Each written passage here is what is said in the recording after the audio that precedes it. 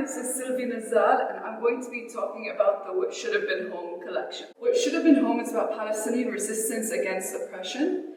And for me, I see resistance in two forms. I see it as maintaining tradition and then actual images of people resisting the genocide. So looking at those two references, I tried to combine them as much as I could and reinterpret the way that I view my culture and my heritage. At the end of the day, I felt like when I was creating this collection in 2022, I wanted to burst out explaining everything and like screaming to the world what was happening in Palestine. And I went to a very Zionist university and I was struggling a lot between teachers and students, speaking out and talking about my message. Within all of that, it felt for me like my senior thesis needed to be about Palestine. When I started the collection, I knew I needed to talk about traditional dress and something about the beautiful parts of our culture and heritage because we have so much to be inspired by.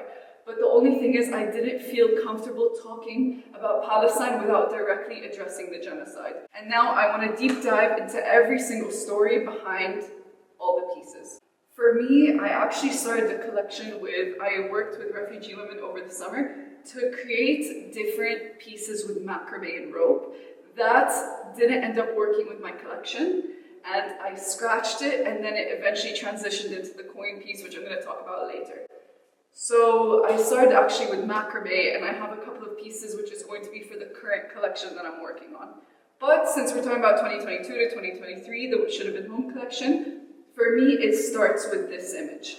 I almost wanted to capture this moment in time where there's an image of a boy being detained, and he's being dragged through his arms and the puffer jacket became distorted. So with that, I started to look at ways that I can make this moment come alive and stay alive for everyone to remember. So this is when I started draping with puffer, and that became the spark of the beginning of this whole collection. Then I also looked at other reference images. I saw, for example, this image, which is just a traditional dress and there's a jacket over this woman's head.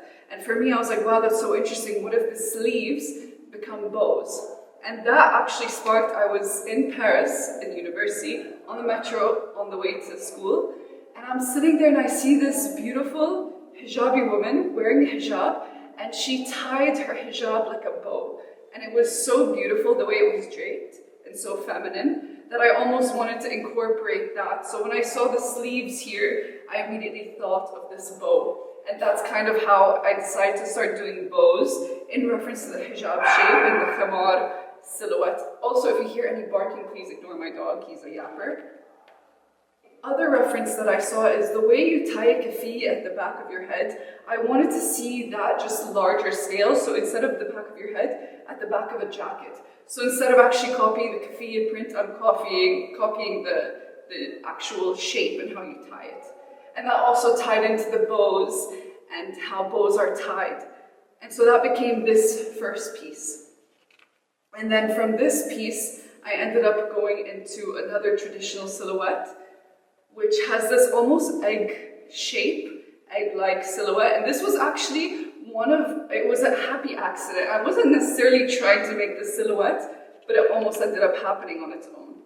And I also wanted to refrain from using zippers as a way to close the jackets. I only use harnesses because I think it's really important to see something that is not commercialized like a zipper when you wouldn't find it in traditional dress. And for me, I think a harness made sense because they're such heavy-duty pieces, but at the same time, it's not something in your face that will take away from the rest of the piece. It's also why I refrained from using any pockets. All the pockets in the collection are hidden, invisible pockets, which I think is an important detail. Now I'm moving on to what I call the tie jacket. So this was also another reference of resistance in my eyes. I saw this image of a boy being detained, and I noticed that they do this a lot, the IOF soldiers, where they'll tie a jacket around their faces or around their necks. And so this jacket is tied around his neck, and the way it's tied and draped over the shoulder I thought was really unique. But to keep the puffer jacket alive, I started draping a puffer jacket on a mannequin, the same way it's tied around his neck, but tied around the mannequin. And then from there, I'm like, okay, this is not a functional jacket. How can I actually make it into a wearable jacket with a sleeve instead of just a shawl? So that's kind of what I started reinterpreting. then I started also trying to look at longer versions of the same silhouette. And for another reference with this is what I like to call the kafiyya hoodie. And it actually is referencing this photo. And it's a traditional dress, and I think it's a very familiar sight in the Arab world. And so for me to try to create it into a hoodie was really important because I wanted to see the younger generation actually embracing our traditional dress, but in a way that feels modern and that's something that everyone can wear. I also did the hijab hoodie. Now the hijab hoodie took me a month to create because there's no neck seam the way that I have a shirt on and then there's usually a hood attached to it. This was one single piece, which was extremely hard pattern making, so I'm very proud of myself, but it was also very tough, and it actually, as much as it references the hijab, it references two details. One of them is this old man being detained, and the other is actually a woman I met in Jerusalem in 2022. I was sitting at the old steps, and there was a woman sitting there who had a cane, she was hijabi and had a hunchback. And we were talking, and I was talking to her about her life and all the things she experienced in Palestine, and it was really beautiful and emotional. But this hunchback that she had was something really impactful to me. And so having this hunchback be incorporated into the pieces also felt important, not just because of this woman specifically, but I have so many references of people fleeing Palestine where they're bent over and hunched back, and I think that was a small detail I wanted to incorporate. Another small detail is the camel pants. This is not very referenced online, but I do have camel trousers that reference the way the hunch of the back of a camel's leg sticks out underneath the knee. And so I just tried to mimic the same thing with trousers. Another detail is the way we tie scarves around our waist when you're wearing a traditional dress, and so I wanted to replicate that but in a skirt. Now the coin piece. The coin piece, as I was saying earlier, was never actually meant to start as the coin piece. I was working with macrame and working with the refugee women to create these things, and they're so good with their hands because of tatriz that I knew it was important to incorporate them in my work. And so macrame was my original route, but when I started working with puffer, it did not make sense to me, and I didn't like the idea of puffer and rope together and feeling restrained in that sense. I felt like it was taking a direction that I wasn't comfortable with. And so that's when I started to look at traditional coins. Now, in Arab and Palestinian culture, traditional coins are used as a tradition, to protect you from evil eye. It can represent wealth, it can represent your status, it can be a beauty symbol, but it also protects you from evil eye. And so I made this hijab hoodie and I had this vision, why not create like this exact reference photo of coins around the rim of the hood. But then I was looking at it and it sounded like I was just gonna slap it on and I actually wasn't embracing it. And that's when I decided to cover the whole hoodie with coins. And then I thought it was missing something, I needed a skirt. And then it started to look like armor, and that felt like a spiritual armor almost, protecting Palestinians. And then another aspect of this was I had no idea it was gonna weigh 72 kilos. So the skirt weighs 40 and the hoodie weighs 32, and that was never planned. So when I was actually creating the piece, and we started to realize how heavy it was getting, I ended up buying a 3mm leather to create a harness, and I ended up having 2 students in my university carrying the skirt onto a leather machine while I was stitching this harness on the piece. So this is another aspect that a lot of people don't know about. I never expected it to be so heavy. But here we are, and it works, although people could only wear it for 10 minutes max, otherwise I'm sure they're going to break something.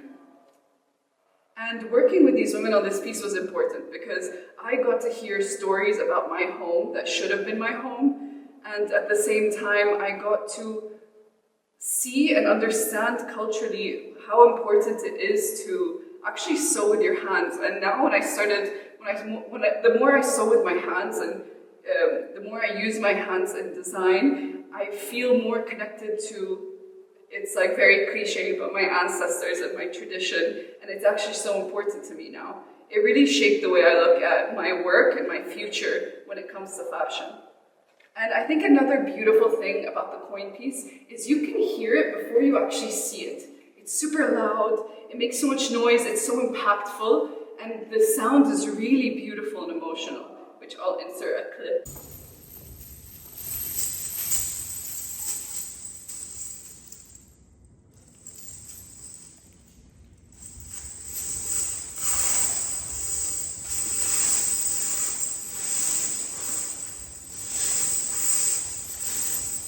And for me, I think that was another aspect of kind of hearing, like, if it is referencing armor and a spiritual armor, it's almost like the call of war. And I think for me, there were all these nuances around it that were so important to me and just like played into all the details of the collection.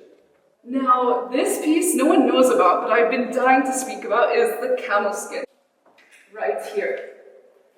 So I know that it can be deemed unethical, so I'm going to give more context.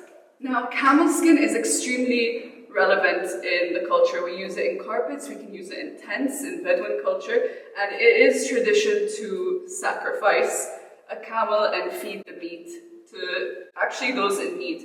The meat of the camel skin that I ended up purchasing was given to Syrian refugees. For me, camel skin, the whole reason I even thought about it is I was sitting with the artist Jadmak, and we were speaking in 2022 summer and talking about torture techniques. So he was telling me, I just watched this video about Arab medieval torture techniques where they would skin someone's head, leave them in the sun for 3 days with camel skin over their head, which would mold to the shape of their head. And that camel skin would end up causing suffering because instead of the hair growing outwards, the hair would start growing inwards because of how thick the camel skin is. And I heard that, I'm like, that is the coolest shit I've ever heard. Why don't we actually take a mannequin and put camel skin on it for 3 days and see what it molds to? And that is exactly what I did. And when I was actually getting the skin, I was asking the people who had them, I was like, do you have the hooves? Like, what do you do with them? And they were like, we throw the hooves away. So this is when I decided to take the hooves and make a mold casting of them. These are the original hooves that I did in resin. The story of the camel skin is I mummified it on my roof in salt for 3 months, and the smell was so disgusting that if you even were around it and you went and took a shower right after, you would still smell the skin. It was so horrible. And the hooves, I originally wanted to find a taxidermist who could turn them into a wearable shoe for me, but the taxidermy is actually illegal in Jordan, so I ended up casting them in resin like this. And then the skin itself, I did end up molding, which was, I think, such a heritage and traditional part of the collection that people often overlook. I would never do this again or mass produce it, but I think for me, working with traditional materials, it was important for me, and I've never seen something like this in fashion. And these are the aluminum camel hooves. And something exciting I'm ready to talk about is that I'll actually be making a wood version, which is behind me, for the upcoming collection, which we can talk about another time. Now for the headpieces, the thing with the headpieces is I wanted traditional headpieces to be incorporated in the collection. It's such a big symbol of Arab culture. The only thing is I wanted to create it almost like wearable jewelry, and that's how the headpieces came to life. And something else that I love to mention is inside all of the jackets is the lining, which is an incomplete list of Palestinians killed in 2022 by IOF soldiers. And that list was extremely important for me to include because it's inside, it hugs the body, it's not seen and exposed, so it's not an aesthetic. It's only a relationship between the wearer and the garment. And so having it on the inside where, in my interpretation, it's kind of like what it feels in a very distant way of what it feels like to be Palestinian, where you see the weight of what it feels like to see all these names and suffering and bloodshed, and you cannot do anything about it. And then having to carry that weight on your back. So that is kind of my symbolism behind the incomplete list. Now for the final pieces. I chose to go for light beige and light gray to resemble sadness and despair. And for me, these very pale colors, as much as they are like the desert and like sand, and you can find variations of it, at the same time I felt like they add this sense of gloom to the whole collection, which I really wanted. And then I also worked with gold and silver, and to me those are traditional colors. And then dark red is to resemble blood. And I chose to go monochromatic to also keep up and maintain the sense of gloom and sadness, because for me, what it feels like to be Palestinian is it's almost otherworldly, which is really what I wanted from the color palette.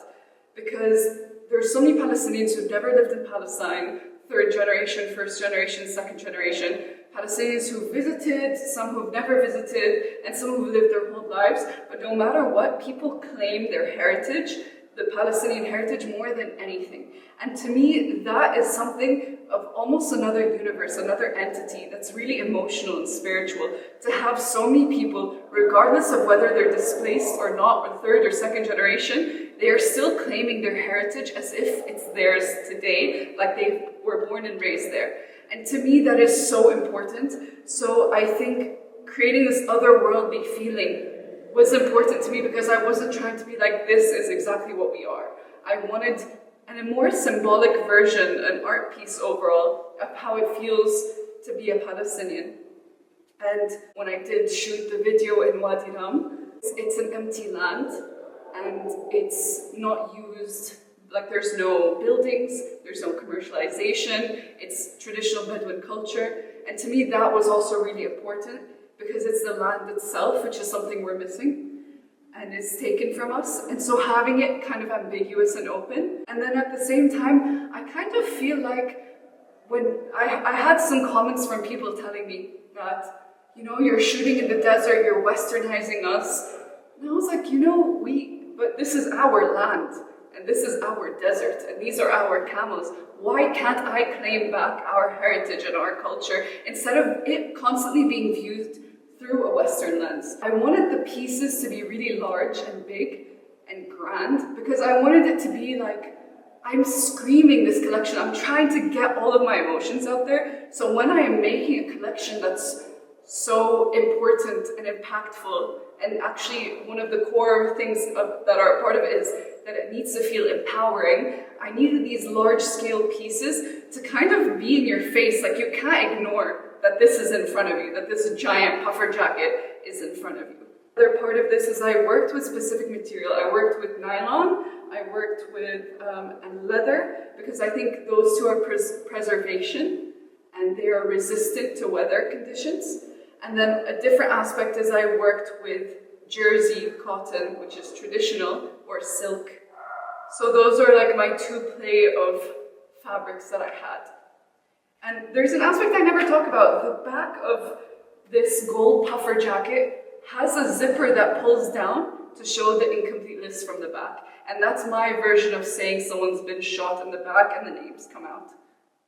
Someone told me when they saw my giant red puffer jacket that has a tire on the front, they told me that it almost looks like they're either being grabbed or someone's giving them a hug from the back, which I thought were two beautiful ways of interpreting the jacket. Those weren't done on purpose, but the fact that they're there, I think, is impactful. And lastly, there's a piece that not many people know, because I haven't been able to do an official post on it yet, but I ended up finding this couture faux fur, and I burnt it and dyed it, and I wanted it to look like a dead animal. So I do have one piece that I haven't officially disclosed and included, but it is in the What Should Have Been Home video, that is actually a dead animal look. And the reason I did it was more political. I think I was looking at the news, and I kept seeing Israelis and Zionists speak about Arabs like we are animals and deserve to be killed. So I kind of just was like, here you go. You want to have us as dead animals? Let me create just a symbolic piece. And I think that was more of like a creative, personal choice, but I didn't really flaunt it in the collection because it does feel like its own entity. This is the sample actually for this piece. So that is the full What Should Have Been Home collection. Thank you so much if you stayed through this video and listened. I really appreciate it. And I really hope to do this more often and explain things in more detail. So yeah, have an amazing day.